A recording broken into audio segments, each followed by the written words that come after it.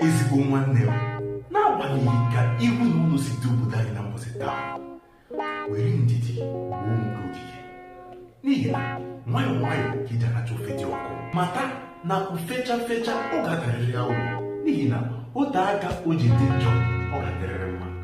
Ejila maka ihe ndị mmadụ ga-ekwu maọbụ ihe ndị mmadụ ga-asị maọbụ ihe ndị mmadụ ga-ekwu wee mebie ugwu ọnọdụ site n'ikoropụ obi, maka na chi jiri eji ga-amụrịrị. N'ezie, mmiri zocha amụgacharịrị. Nke bụ eziokwu bụ onye ezi omume nwere n'anya na ọ ga-adịrịrị mma, maka na iji ụwa bụ ekpebere obere, n'ihi na obi dị ọcha anaghị atụ gị n'ụlọ, maka na onye ọ ga-akpọrịrị. Ya bụ mkpụrụ ndidi ibirori ụwa ga-abịara gị mbute mmiri dị ma wetara gị mbute ngozi pụrụ iche. Ya bụ, ana m asị ka izu ụka a mara gị mma ma wetara gị ihe ọma dị ọ pụrụ iche. Maka na ihe omume nke a si na aka ezigbo aha m bụ Onowu Ezeogo Chinyerego. Daalụ maka isonyere anyị. Biko mekwe ndị oyibo na-akpọ sọskripshọn ma sonyere anyị n'ezigbo izu mgbe ọbụla. Kelesịa.